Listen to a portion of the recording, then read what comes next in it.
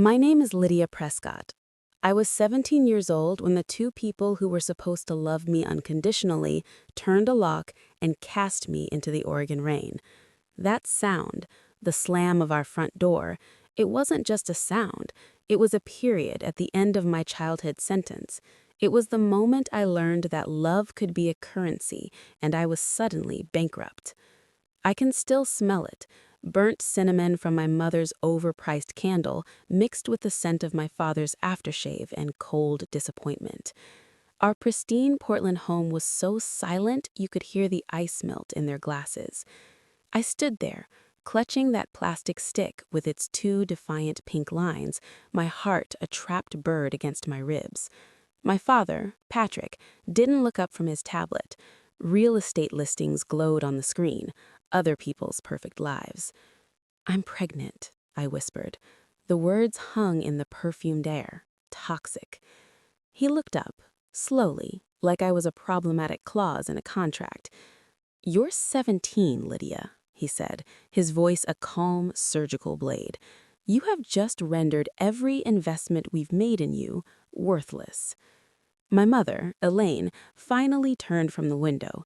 She didn't look at my face or my shaking hands. She looked at my stomach, as if it were a stain on her designer rug. "A Prescott," she said, the name a weapon in her mouth. We expected so much more from a Prescott. Then came the sentence, not shouted but decreed. "You are no longer welcome in this house." I laughed, a choked, hysterical sound. "You're joking." My father stood. He walked to the hall closet, pulled out my old duffel bag, and dropped it at my feet. It landed with a thud that vibrated through the polished floor. "You have 10 minutes," he said. "Pack what you can carry." I saw it then, on the mantel, our family Christmas photo, all matching sweaters and forced smiles. My mother reached out and calmly, deliberately, turned it face down. The tap of the frame on wood was the gavel falling. 10 minutes later, I was on the porch. The rain had started. My duffel bag held clothes, a toothbrush, a stuffed rabbit I was too old for. No money, no plan. Just me, a baby growing inside me, and the closing of a door that sealed shut a world of warmth and light. I called Ryan Whitmore, my Prince Charming, the boy who'd promised we'd figure it out together. It went straight to voicemail. The next day, a formal email arrived from his father's law firm. "Do not contact Ryan again. Any further communication will be considered harassment." That's when the true cold set in. Not the Oregon rain, that was just water. This was the absolute zero of abandonment. The first night, I slept under the awning of a bus stop, my duffel for a pillow, my arms wrapped around myself.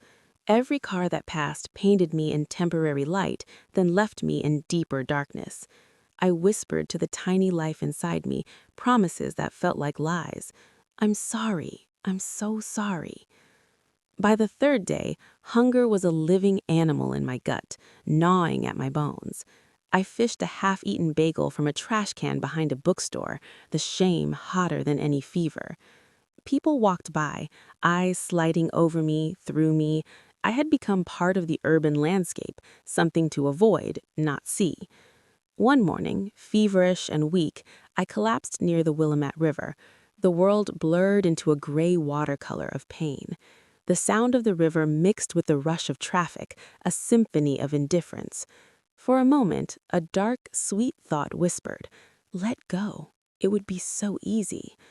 But from somewhere deeper, from a place that hadn't been crushed yet, a spark flared, a single, furious word. "No." I crawled, under a bridge, into the gritty darkness. I curled into a ball, shivering, and made a vow to the shadows, to the child I carried, to myself.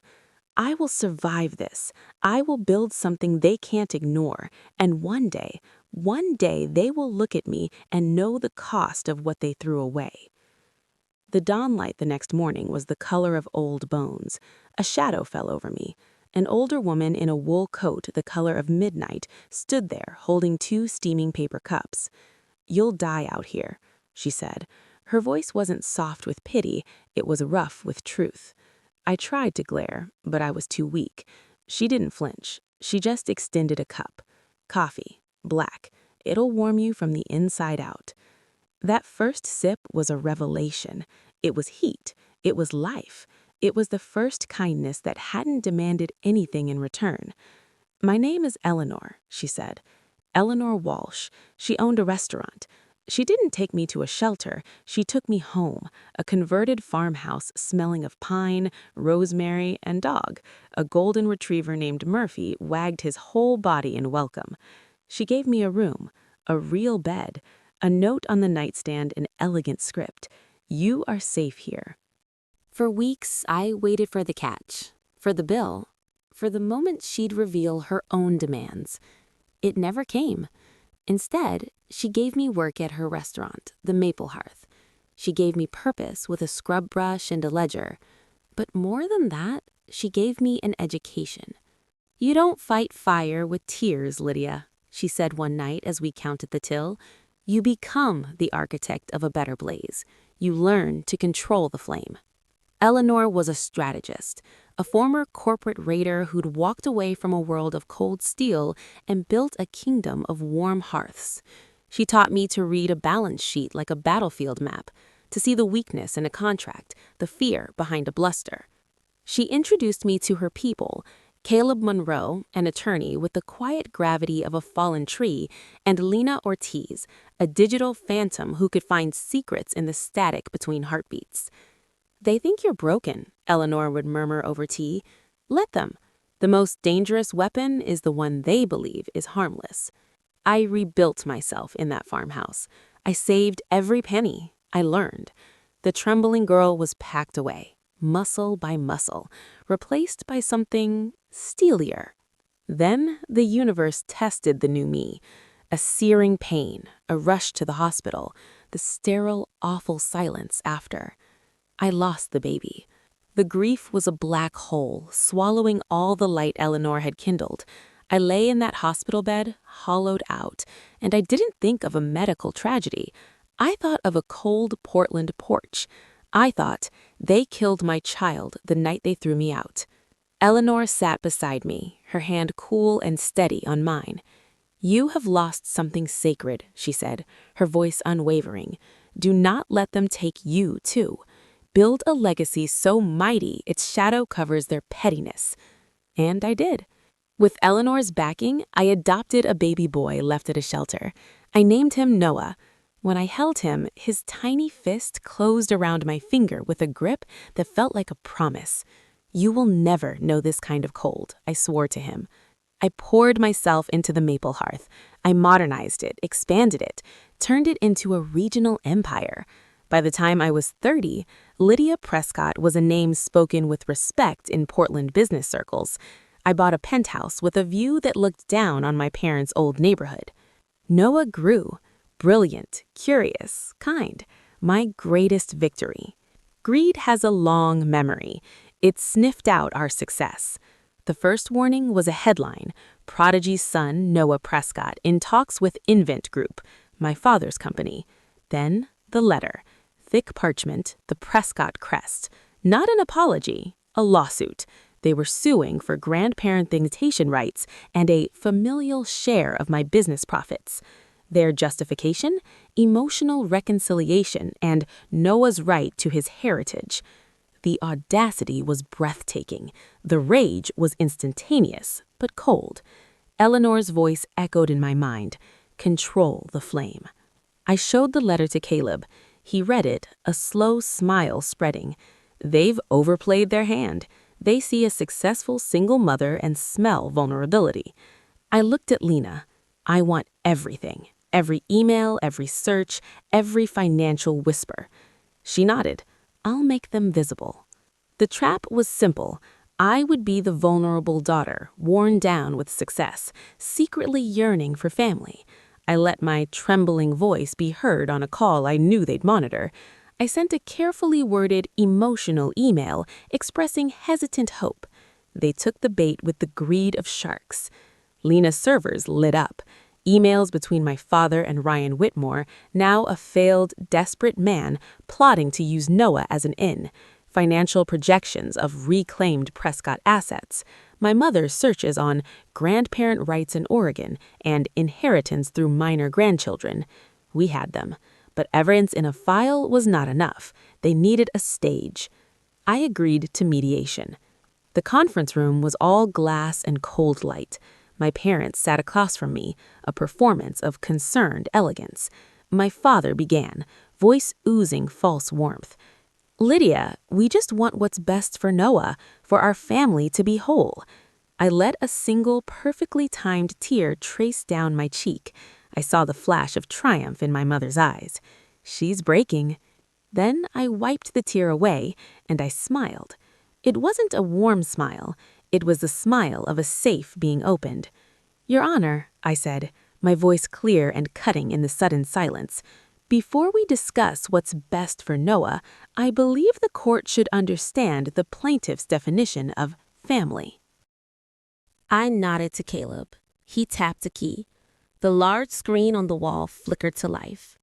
Email 1, Patrick to Ryan. Subject, Lydia access. Use the boy. Her weakness is maternal guilt. Once she softens, we move for custodial influence. The company's valuation makes this worth the legal fight. Email 2, Elaine to her sister. Patrick says the girl has built quite a nest egg from that restaurant chain. It's rightfully ours. We provided the seed, after all. The grandson angle is perfect PR.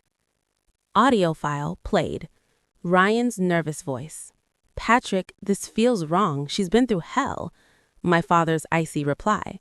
"Sentiment is for losers. She's an asset we failed to liquidate. We're correcting that error."